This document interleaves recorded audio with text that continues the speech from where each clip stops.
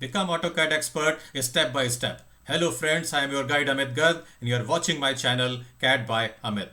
Friends, I hope you have been watching my lectures, and in this lecture we are going to take another three very important draw tab commands, and the commands are ray, construction line and the point command. So let's get started.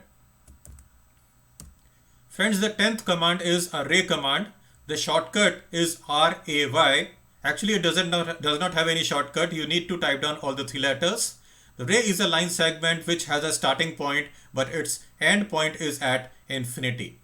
For making a ray, we have to give a starting point or the point, which is A in this case, and then we are supposed to give a through point, which is B in this case. We'll get one ray which is passing through this point B, because its end point is actually at infinity. So let's go to the model space and make one ray. Now friends, for taking up a ray command, we can go to the draw tab and I can pick the command from here. It's asking for the starting point. I can click anywhere on the screen using the mouse, or I can give the point's coordinates. So right now I am just clicking with the mouse. So this is going to be a point. This is going to be the starting point for the ray, and now this is asking for the through point. Now suppose I want this point as the through point. As I click there, we get one ray. And as you can see, I can just press enter to come out of the command. As you can see, this does not have any end point. End point is going towards infinity. Whatever you do, however, whatever zoom in or zoom out you do, or you go for a pan command, you can never see its end point. So this is how we create one ray. Actually, this command can be used for dividing things in an angular way. I am giving you one example. Suppose we have a circle here, and I want to divide the circle starting at 0 degrees at the interval of 30 degrees, suppose, because this is the requirement of my drawing. So I'll go for a ray command. I'll type down RAY on the command line. I need to pick the center point for the circle. So to catch the center point of the circle, we need to set object snap. So click on this, come to the settings and just switch on the center option. And just check that the object snap command itself should also be on. And then I say OK. When I place the cursor here, this will show me the center point. I can catch the center point. So this is the starting point for the ray. Now as far as the through point is concerned, I can use a relative polar coordinate here. I just type down @. I can use any length here because end point anyway is going to be at infinity. So any distance here will do, and then we give the angle as 0 so that we get a ray which is going towards right hand side.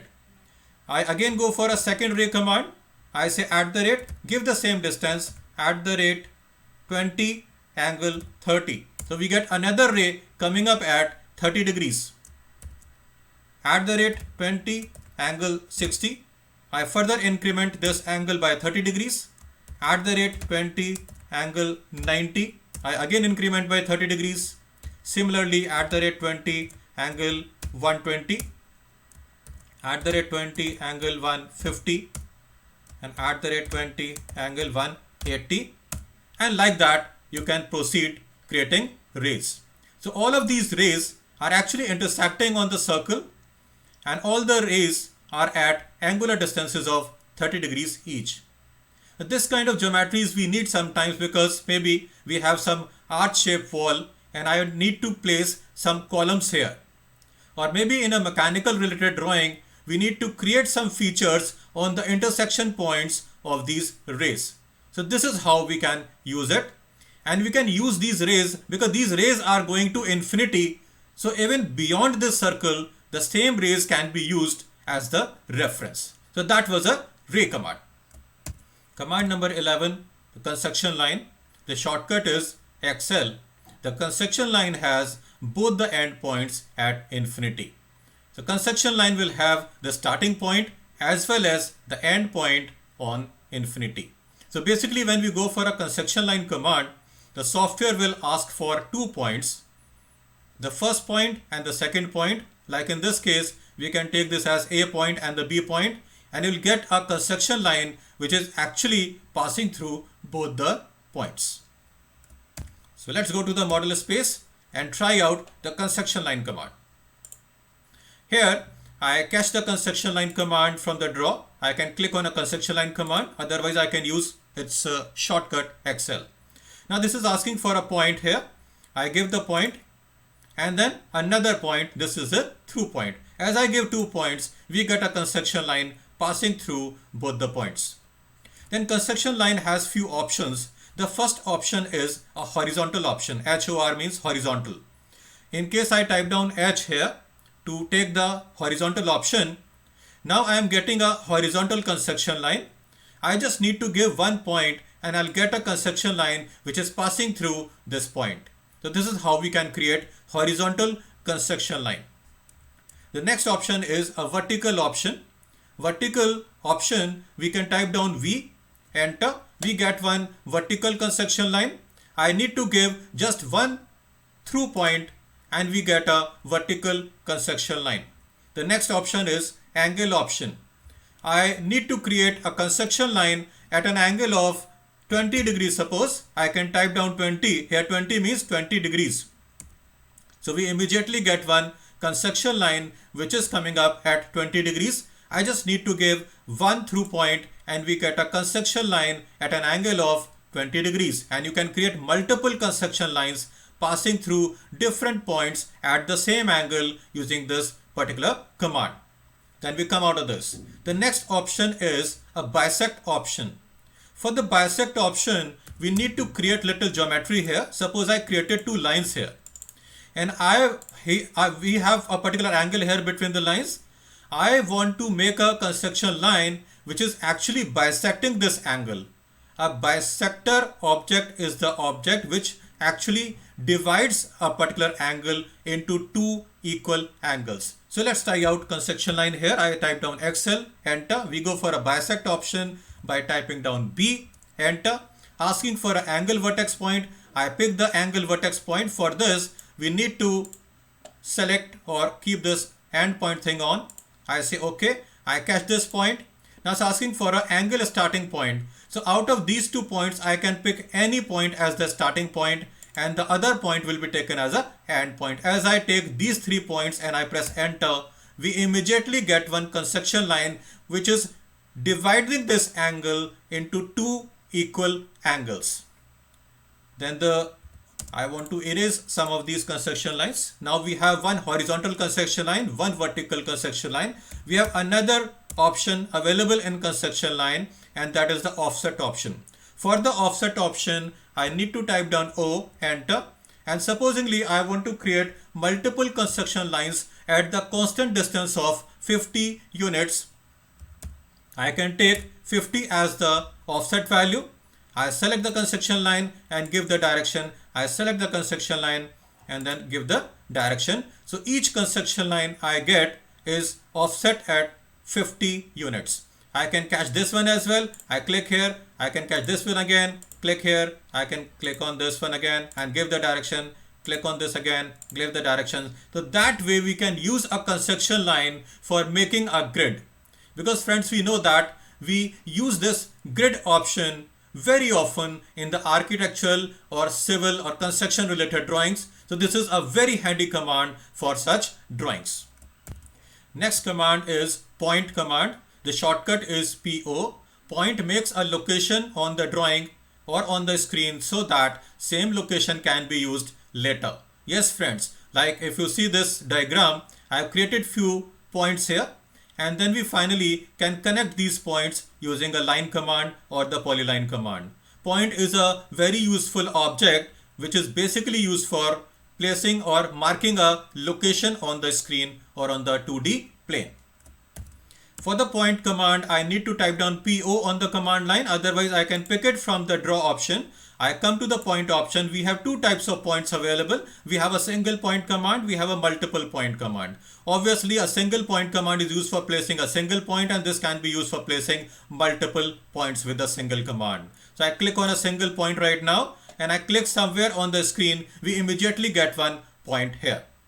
Actually, the default style of the point is simply a dot. Here I have already changed the style of the point so that this is more visible to you. We'll come on a point style thing slightly later on. So this was a point here, and this is a single point command.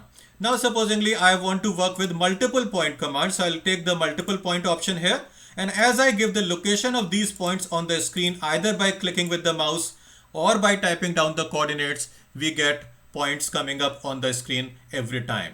This is our point command. Then how do we use these points? Now supposingly I want to join all of these points using the polyline command. So I'll type down PL for the polyline command, and for picking up these points with accuracy, we have one option given in the object snap, and that option is a node option. Yes friends, this node option is used to pick the points with accuracy. So this should be on. Object snap command should also be on. I say OK, and as I place cursor somewhere close to a particular point, this particular point is selected. I can click on this to catch the point. I can click on this to catch the point. I can click on the point. I can click on the point. So that way we can connect these points with high level of accuracy. Now to change the point style or to change the point size, we have one command available in Format tab, and the command is pointer style. I can click on this. Now you can see that we have multiple point styles available, so I can change the point style, and from here I can even change the point size. Now supposingly right now my point size is set to 5% relative to the screen, and we have another option available where we can set the point size in absolute units. In case I select the second option, the point size will be set to absolute units. So you can try out both the options. Right now I want the size of my point to be 20, and this is relative to screen, so this is 20% relative to screen. As I say OK, you would see that all the points are enlarged instantly. So as you change the point size and you come out of the dialog box, you'll see that the entire drawing point sizes will change instantly. So that is a point command. We have another good option available here. Like supposingly we have some drawing here, like I've drawn few rectangles here for the example, and plus we have few points on the screen. Now supposingly I want to take a printout of this, but I do not want these points to appear in the printout. I just want my drawing to appear on the printout. So what we can do is, without erasing the points, what can I do is I can go to the point style option, and I'll just change the point style to the second one. The second point style is actually invisible point style. That means the points will not be visible on the screen, and even if we take a printout, the points will not be visible to me. So when I take this particular style and I say OK, you would see that all the points have disappeared from the screen. Now I can take the print of this, and once we are through with the printout, I can again go back to the format, point style, and I can take some style and I say OK. So my original points will come back. So friends, I hope you enjoyed this lecture and you learned these three commands properly. If you like this lecture, please do like it, share it with your friends. Please do subscribe my channel, and do not forget to press bell icon. So thank you so much friends. See you in the next lecture. Take care.